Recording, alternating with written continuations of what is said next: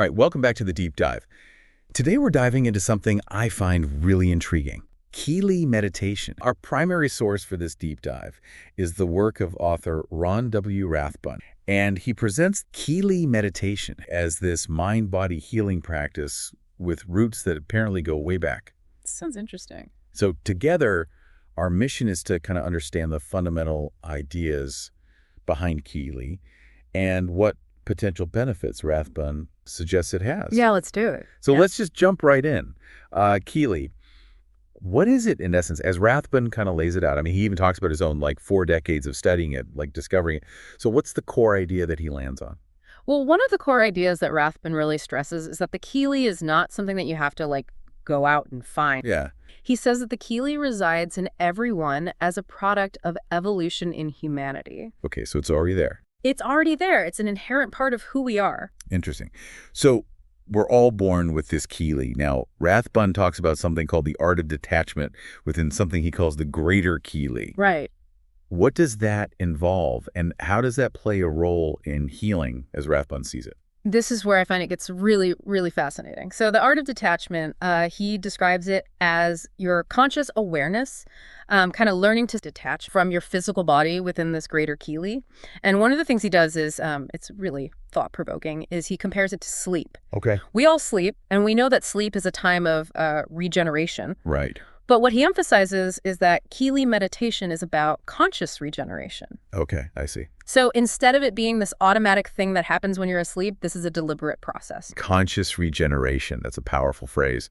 So we are detaching our awareness, and this is setting the stage for this healing to occur. Exactly. So Rathbun kind of proposes that mastering this art of detachment is the crucial first step. And the reason why it's so crucial is that you're able to deal with what he calls bodily negative compartments. So he talks about how every physical trauma actually has a mental and emotional counterpart. So there's these mental feelings or maybe their effects are kind of stored within this Kelee. So that kind of resonates with this idea. You hear a lot about emotional trauma being held in the body. So would you say this is a similar concept, but with a more specific framework? I think you're right. I think that's a good way to put it. So he says that Kelee meditation offers a way to release ourselves from this stored mental trauma.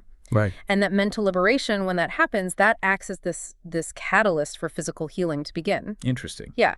So the fundamental principle is that when we achieve this mental harmony, the body's disharmony can resolve itself. Okay. So the conscious detachment helps us to address these stored mental traumas, and then that in turn allows the body to heal. That's a powerful concept. It is. It is. Now, Rathbun also distinguishes between the greater and lesser Kelee. How do these two relate to one another, and how does the meditation practice help us understand this relationship? Well, Rathbun's very direct about this. He states that the greater in you must run the lesser in you. Wow. And he suggests that really understanding this whole process hinges on grasping the interplay between these two aspects of the Kelee. And Kelee meditation is the tool to gain that understanding. It allows you to consciously connect with the greater Kelee, which is the more expansive and, maybe the wiser aspect of our being. Right, right. So the greater Kelee is kind of like our true self in a way. Yeah. Now, by gaining this understanding of the greater Kelee, we can then influence the lesser Kelee. So what exactly does he mean by the lesser Kelee? He describes the lesser Kelee as the domain of the action-reaction ego and the comparison-based intellect. So, these are the parts of our mind that are maybe a bit more reactive or judgmental, constantly, measuring ourselves against others. This can lead to, stress and imbalance. And so through the insights gained in Kelee meditation, you can essentially give, what he calls healing instructions to these aspects of the lesser Kelee. So it's like our more conscious, more evolved self is guiding these more reactive, maybe less aware parts of ourselves. Yeah, I think that's a good way to think about it. And this ultimately has an impact on our physical health. Exactly. So he draws a direct line between our conscious, mental, and emotional processes and our ability to manage physical imbalances. Okay. And these imbalances arise, again, from this negative compartmentalization. He makes a really powerful statement. He says, when the mind is still in the greater Kelee, the miracle of healing occurs, which really underscores the potential for for profound healing through this kind of mental stillness. Yeah, that is powerful.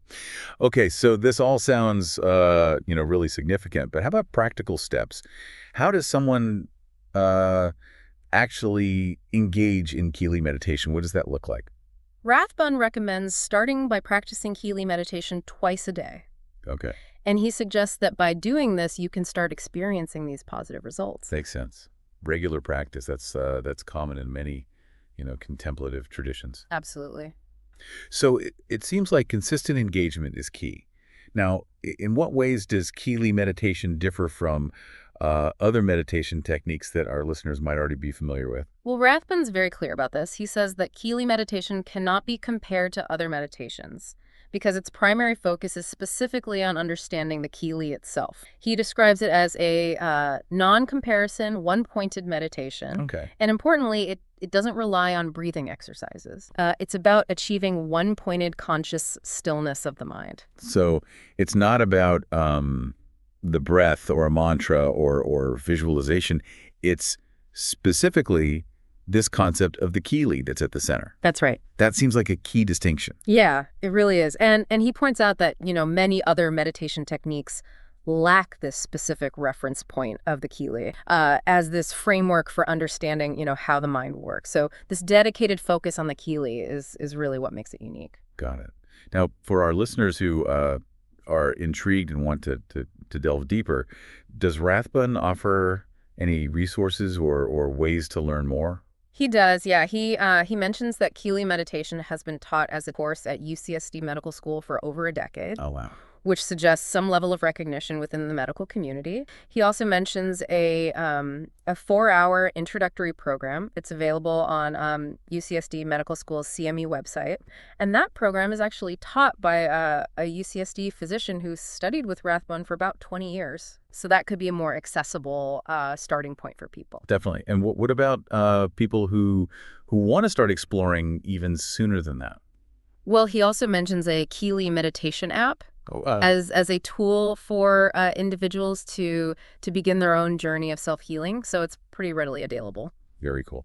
All right, so to bring it all together, our deep dive into Rathbun's work today shows that Kelee meditation is centered around this idea of understanding and actively working with this inherent aspect of ourselves called the Kelee. Yeah, that's right. And the practice involves detaching our awareness to address stored mental and emotional residue from our past. Right.